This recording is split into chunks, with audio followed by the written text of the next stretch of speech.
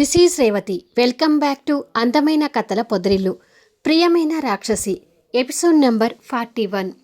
Association ఎలక్షన్లో పెళ్ళానికి పోటీగా అమర్ నిలబడనున్నాడా? కథలకు వెళ్ళబోయే ముందు దయచేసి వీడియోకి ఒక లైక్ ఇవ్వండి. అలాగే హైప్ ఇచ్చి వీడియోని సపోర్ట్ చేయండి. ఇలాంటి ఇంట్రెస్టింగ్ స్టోరీస్ కోసం మన 2 ఛానల్స్ని సబ్స్క్రైబ్ చేసుకోండి. అశ్విన్ ఆనందిల కిస్ తర్వాత గీతకి ఏమైంది అంటూ ఆనంది కంగారుగా వస్తుంది. గీత కాలు తిరిగి రూపావడిలో పడుకొని పోయి ఉంటే ఆనంది వచ్చి తన బుగ్గలు తడుముతూ లేవే గీత అంటూ తన్ని లేపుతూ ఉంటుంది. మీ ఇద్దరి కిస్ చూసి తట్టుకోలేక దీనికి ఇలా అయిందే అంటూ ముగ్గురు కలిసి తనని లేపుతుంటారు. కొన్ని సెకండ్లకి గీత కాళ్ళు తెరిచి కూర్చొని ఆనందిని చూస్తూ తన పెదవుల మీద రక్తం కనిపించడం చూసి ఇంకా గుండె పగులుతూ నా గ్రీకు వీడితో సంబంధం కుదిరిస్తానని వెళ్ళి ముద్దు పెట్టించుకొని వచ్చావేంటే అంటూ ఏడుస్తూ అడుగుతుంది. ఆనంది కూడా ఏడుస్తూ ఆ దొంగ సచ్చినోడు నాకిలా ముద్దు పెడతాడని అస్సలు అనుకోలేదే అని అంటుంది. అంతా నీ వల్లే, యు చీట్ అంటూ గీత ఏడుపులో ఆనందిని తిడుతూ ఉంటుంది. అతను నన్ను అలా దగ్గరికి లాక్కొని ముద్దు పెడతాడని నాకేం తెలిసే అంటూ బాధపడుతుంది ఆనంది. నిజమేనే గీత, దాని యముడు అలా చేస్తాడని అది కూడా ఊహించి ఉండదు కదా అని అంటారు సరళ రూపా కూడా.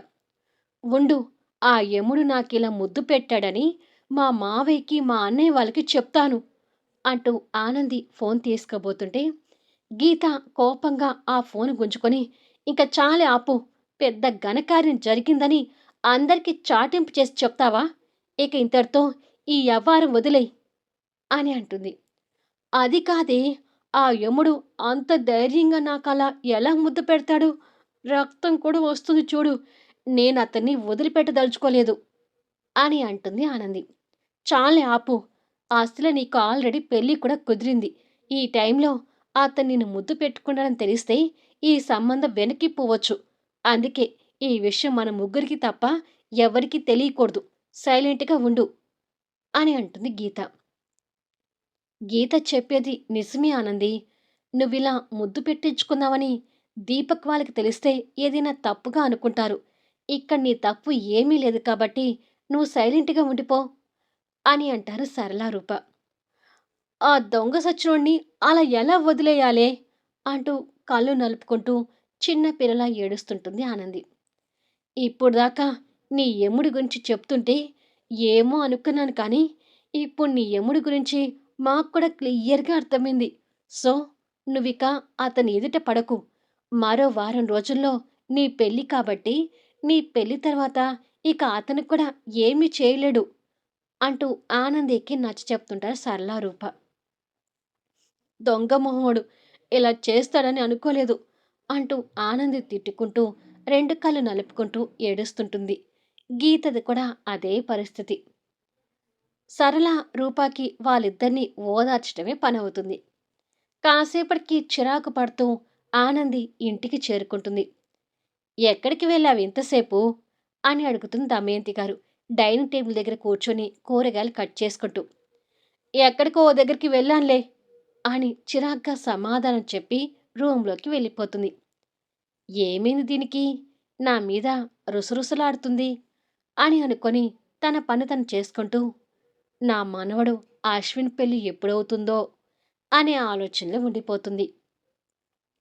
ఆనంది రూములోకొచ్చి తన పెదవులను సబ్బుతో రుద్ది రుద్ది కడుక్కుంటూ చండశాసనుడు, నన్ను పట్టిన రాక్షసుడు, దుర్మార్గుడు అని తిట్టుకుంటూ సగం హౌస్ వాటర్ ఖాళీ చేసి వచ్చి బెడ్ మీద బోర్లుగా పడి ఆ యముడు అసలు నా గురించి ఏమనుకుంటున్నాడు, నా పెదవులేమైనా లాలీపాప్స్ అనుకున్నాడా, అలా చప్పరించి పీక్కొని తిని వదిలేశాడు. ఛీ, ఇంకెప్పుడు ఆ యముడి కంట పడకూడదు. ఇక జీవితంలో ఎప్పటికీ అతగాడికి ఎదురు వెళ్ళకూడదు. దొంగ మొహోడు కన్నపడినప్పుడల్లా నన్ను ఏదో రకంగా ఏడిపించుకొని తింటున్నాడు. ఆ ఈడియట్ అసలు మంచివాడే కాదు. ఫ్యూచర్లో వాడికొచ్చే పెళ్ళం ఎవరో కానీ నాలాగా అదృష్టవంతురాలైతే కాదు. పాపం ఎవరో అతని భార్యగా వెళ్ళి బలయ్యేది అని తిట్టుకుంటుంది. అలా తిట్టుకుంటూ ఉండగా టైం 8 అవుతుంటుంది. దీపక్ ఆఫీస్ నుంచి బయటకొచ్చి ఆనందితో ఎప్పుడూ నా ప్రేమను పంచుకోలేదు. ఇప్పుడిక ఏకంగా నాకు పర్మిషన్ వచ్చింది కాబట్టి తనకోసారి ఫోన్ చేస్తాను అని అనుకుంటూ ఫోన్ చేస్తుంటాడు. కోపంలో ఉన్న ఆనంది ఫోన్ లిఫ్ట్ చేసి, ఏంటి దీపక్ ఇప్పుడు ఫోన్ చేశావు అంటూ చిరాకు పడుతుంది. తన మాటల్లో ఆ చిరాకు దీపక్‌కి అర్థమై, ఏంటి ఆనంది అలా ఉన్నావు అని అడుగుతాడు. నేను ఎలా ఉంటే నీకెందుకు? నేను ఇలాగే ఉంటాను. అయితే ఏంటి అని అంటుంది. ఏమైంది ఆనంది నీకు అని అడుగుతాడు ఆశ్చర్యపోతూ. ఏదో ఒకటి అయిందిలే, ఇక ఉంటాను అని చెప్పి ఫోన్ పెట్టేస్తుంది. ఆనంది ఫోన్ కట్ చేసేసరికి దీపక్ నిరాశ చెందుతూ, ఆనంది మూడ్ అస్సలు బాలేదట్టుంది. తన మూడు బాగలేని టైంలో నేను అనవసరంగా ఫోన్ చేసి డిస్టర్బ్ చేసుంటాను. పోనీలే, మళ్ళీ ఎప్పుడైనా మాట్లాడతాను అని అనుకొని బైక్ స్టార్ట్ చేసుకుని వెళ్ళిపోతాడు. ఆ రోజు నైట్ ఆ ముద్దు ప్రభావం తన మనసులో బాధను కలిగిస్తున్నా వాళ్ళ మావయ్యకి, చైతన్యకి, బామ్మకి ఎవరికీ తెలియకుండా మేనేజ్ చేస్తూ మనసులో మాత్రం అశ్విన్ని ఇష్టం వచ్చినట్టుగా తిట్టుకుంటూ ఉంటుంది. ఇక్కడ అశ్విన్ బాల్కనీలో నిలబడి ఆకాశంలో ఉన్న చంద్రుని చూస్తూ ఆనందిని ముద్దు పెట్టుకోవటం గుర్తు తెచ్చుకుంటూ ఉంటాడు. నందిత కూడా ఫోన్లో అమర్ చెప్పిన మాటల్ని గుర్తు తెచ్చుకుంటూ కాలు కాలిన పిల్లిలా అటూ ఇటూ తిరుగుతుంటుంది. మరుసటి రోజు అందరూ అనుకున్నట్టుగానే అందరూ పెళ్లి ఏర్పాట్లలో ఉంటారు.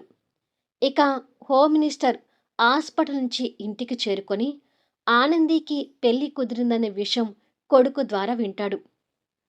ఆనంది మీద నేను ఎప్పటినుంచో మోజుతో ఉన్నాను నాన్నా. నాకు ఆనంది కావాలి. ఆనందిని నేను పెళ్లి చేసుకోవాలి.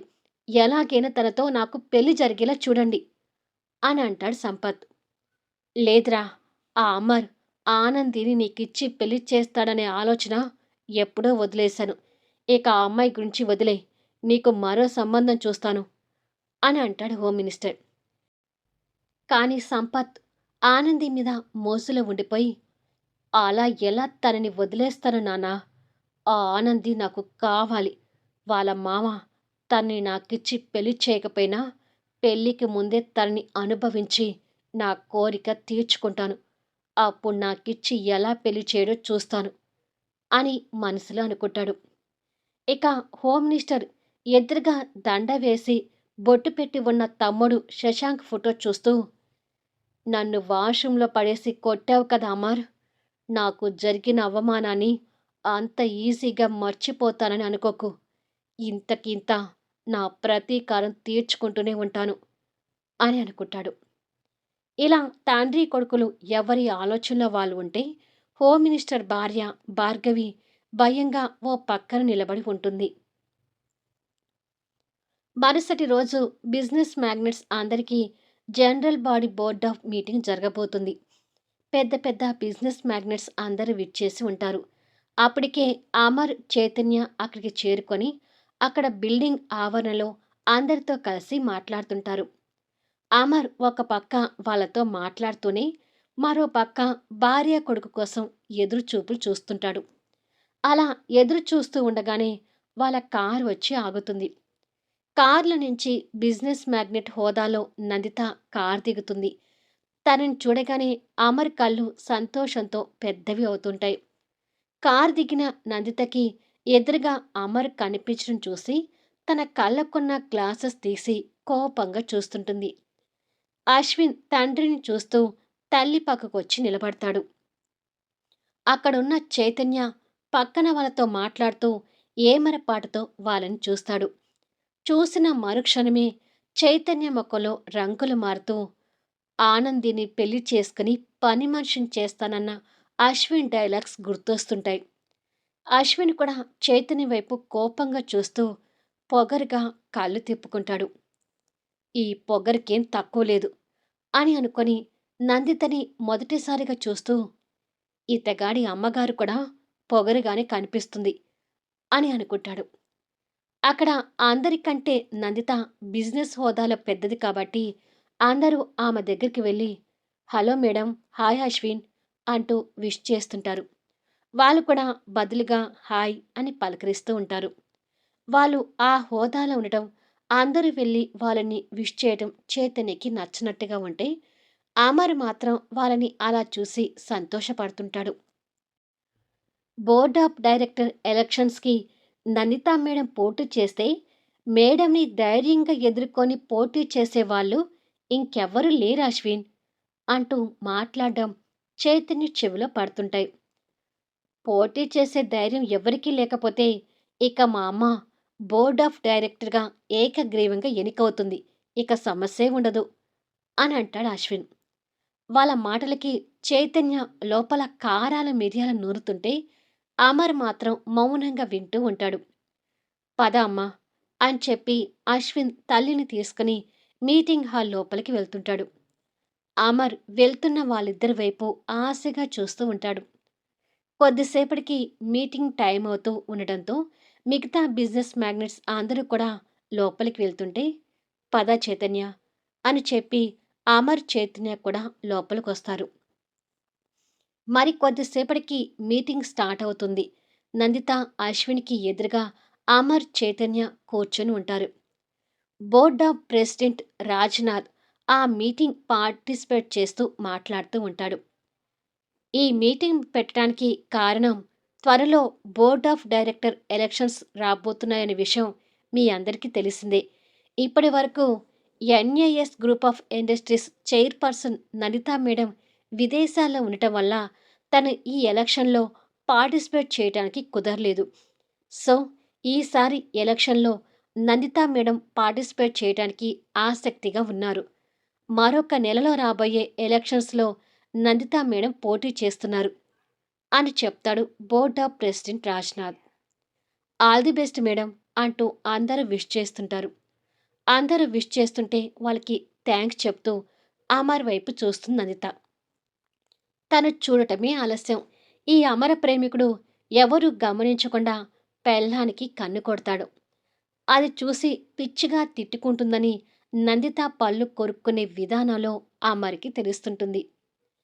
వీళ్ళ పనుల్లో వీలుంటే మరో పక్క అశ్విన్, చైతన్య ఒకరికొకరు మండిపోతూ చూసుకుంటూ ఉంటారు. ఇక నందితా మేడంకి పోటీగా ఎవరు నిలబడతారు అనేది ఇంకా ఎవరు ముందుకు రాలేదు. ఒకవేళ పోటీకి ఎవరు ముందుకు రాకపోతే మేడంని ఏకగ్రీవంగా నిలబెట్టే ఆలోచనలో బోర్డ్ ఆఫ్ అసోసియేషన్ నిర్ణయం తీసుకుంటుంది అని చెప్తాడు రాజ్‌నాథ్. నా పెళ్ళాన్ని ఎదుర్కొనే మొనగాడు ఎవరూ లేరులే. ఏకగ్రీవంగానే ఎన్నికవుతుందిలే అని అమర్ మనసులో గొప్పగా అనుకుంటూ ఉండగా, నో సార్, ఈ ఎలక్షన్‌లో మా మావయ్య పోటీ చేస్తాడు అంటూ చైతన్య గళం ఎత్తుతాడు. చైతన్య మాటలకి అమర్ దెబ్బకి కంగు తింటాడు. అమర్ నిలబడుతున్నాడు అనగానే నందిత, అశ్విన్ కాస్త షాకింగ్‌గా చూస్తుంటారు. నిజమా అమరేంద్ర గారు? మంచి నిర్ణయం తీసుకున్నారు. మేడంకి గట్టి పోటీ ఇవ్వాలి మరి అంటూ మిగతా బిజినెస్ మ్యాగ్నెట్స్ అమర్‌ని ఎంకరేజ్ చేస్తుంటారు. అమర్ వాళ్ళ మాటలకు కంగారు పడుతూ చైతన్య చెవి దగ్గరకొచ్చి, ఏం మాట్లాడుతున్నావు చైతన్య? నేను ఈ ఎలక్షన్‌లో పోటీ చేయడం ఏంటి? అలా ఎందుకు చెప్పావు? అని అంటాడు. ఒకసారి ఆ అమ్మా కొడుకు ఎంత పొగరుగా ఉన్నారో చూడండి మావయ్య. వాళ్ళ పొగరు అణగదీయటానికైనా మీరు ఎలక్షన్‌లో పోటీ చేయాలి అని అంటాడు చైతన్య. అయ్యో చైతన్య! ఎలక్షన్‌లో నిలబడటం అంటే మామూలు విషయం అనుకున్నావా? డబ్బులు దారపోయాలి. మనకున్న సమస్యలకి ఇప్పుడు ఈ ఎలక్షన్స్ అవసరమా? అని అంటాడు అమర్. ఉన్న సమస్యలో ఇది కూడా ఒకటి అనుకుందాం మావయ్య. కానీ మీరు ఖచ్చితంగా ఆవిడ గారికి పోటీగా ఎలక్షన్‌లో నిలబడి తీరాల్సిందే అని అంటాడు చైతన్య. అయ్యో చైతన్య! నీకు అర్థం కావట్లేదు. ఆ అమ్మ కొడుకులిద్దరూ ఇప్పటికే నన్ను పురుగుని చూసినట్టుగా చూస్తున్నారు. ఇప్పుడు తనకి పోటీగా నేను నిలబడితే ఇంకా జెర్రీని చూసినట్టుగా చూస్తారేమో అని మనసులో అనుకుంటూ వాళ్ళ వైపు చూసేసరికి నిజంగానే అమ్మ కొడుకు ఇద్దరూ అమర్‌ని కళ్ళెర్రజేసి చూస్తుంటారు. దేవుడా! వీళ్ళ చూపులకే కాలిపోయేలాగా ఉన్నాను అని అనుకొని మనకు అవేమి వద్దు చైతన్య. కాస్త కామ్‌గా ఉండు" అని "నాకు ఇంట్రెస్ట్ లేదు ప్రెసిడెంట్ గారు" అని అంటాడు. "లేదు, మా మావయ్య అంతే అంటాడు. కానీ మా మావయ్య ఖచ్చితంగా పోటీ చేస్తాడు" అని చైతన్య అంటాడు. మామ, అల్లులు ఇద్దరిలో ఒకరు ఇలా, ఒకరు అలా మాట్లాడేసరికి అందరూ ఆశ్చర్యంగా ఉంటారు. "మీటింగ్‌కి బ్రేక్ ఇస్తాను. ఆలోచించుకొని చెప్పండి అమర్" అని చెప్పి ప్రెసిడెంట్ ఆ మీటింగ్‌కి బ్రేక్ ఇస్తాడు. దాంతో అందరూ హాల్ నుంచి బయటికి వెళ్ళిపోతుంటారు. అప్పటి వరకు ఏకగ్రీవంగా ఎన్నికవుతుందనే ఆలోచన ఉన్న నందిత తన మొగుడే పోటీకొచ్చే ఆలోచనలో ఉన్నాడని తెలిసి జీర్ణించుకోలేక వాళ్ళ వైపు ఒక్క చూపు చూసి వెళ్తుంది.